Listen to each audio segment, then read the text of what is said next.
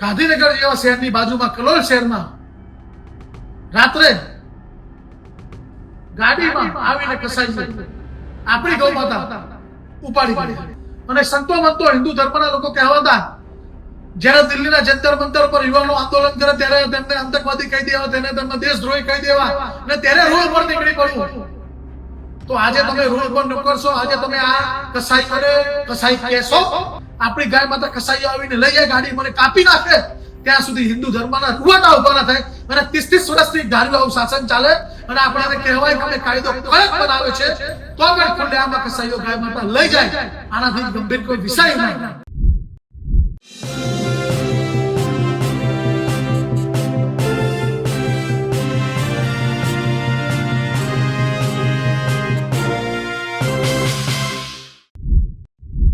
સનાતન ધર્મની વાતો કરતી અને હિન્દુઓના નામે અને હિન્દુ ધર્મના નામે વોટ માંગતી ભાજપ સરકાર ગૌ હત્યા નથી અટકાવી શકતી, ગૌ રક્ષણ નથી કરી શકતી.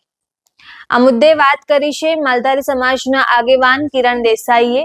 તેમણે હર્ષ સંઘવીના રાજીનામાની પણ માંગ કરી છે. તેમણે કહ્યું છે કે જો ભાજપ ગૌ હત્યા ન અટકાવી શકતી હોય તો તેમણે રાજીનામું આપી દેવું જોઈએ.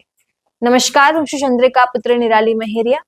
તો આવો સાંભળીએ કિરણ દેસાઈએ વધુમાં શું કહ્યું. ગુજરાતમાં હિન્દુ ધર્મ ખતરામાં છે. ગુજરાતમાં હિન્દુ ધર્મ ખતરામાં છે. નમસ્કાર મિત્રો, હું આપનો દોસ્ત કિરણભાઈ વેજલપુર. હું કેમ આવું બોલી રહ્યો છું? ગાંધીનગર જેવા શહેરની બાજુમાં કલોલ શહેરમાં રાત્રે ગાડીમાં આવીને કસાઈઓ આપણી ગૌ માતા ઉપાડી ગયા. તમે આ વિડીયો મૂકું છે, જોઈ લેજો. આ કસાઈઓ માટે ક્યારે સનાતન ધર્મના લોકો બોલશે?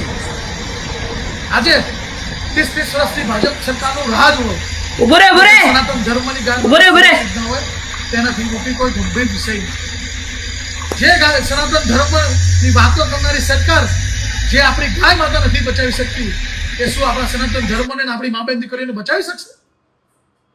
અને હું એ સનાતન ધર્મના લોકોને કહેવા માંગુ છું, હિન્દુ ધર્મના લોકો કહેવાતા અને સંતો મંતો હિન્દુ ધર્મના લોકો કહેવાતા જ્યારે દિલ્હીના જંતર મંતર પર યુવાનો આંદોલન કરે ત્યારે તેમને આતંકવાદી કહી દેવા, તેને તેમને દેશદ્રોહી કહી દેવા અને ત્યારે રોડ પર નીકળી પડવું.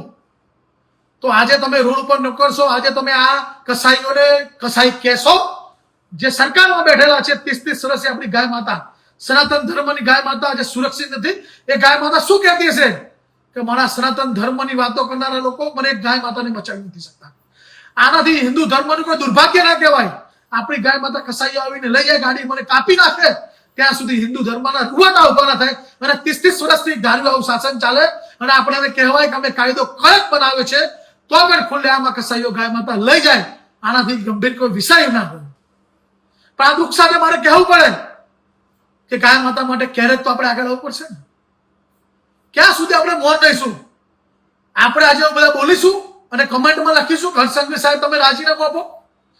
30 વર્ષથી તમારી સરકારો અને અમારી ગાય માતા સુરક્ષિત ના હોય, આનાથી મોટો કોઈ ગંભીર વિષય ના હોય. ગાય માતાના ગૌચર ખતમ થઈ ગયા, ગાય માતા ખતમ થઈ, ગાય માતા રોડ ઉપર આવી ગઈ, તો પણ સનાતન ધર્મના લોકો જાગ્યા નહીં.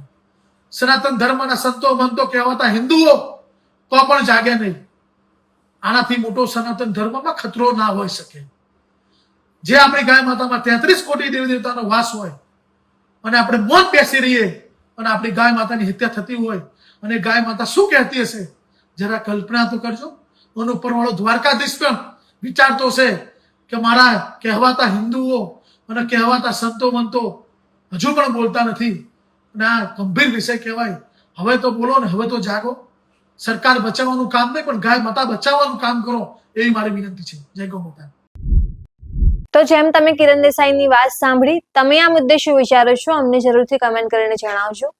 એ સિવાય સરકારે અમારું જૂનું ફેસબુક અને ઇન્સ્ટાગ્રામ ભારતમાં બેન કરી દીધું છે, તો તમે અમને અમારા નવા અકાઉન્ટ પર પણ ફોલો કરી શકો છો. અત્યાર માટે બસ આટલું જ. ધન્યવાદ.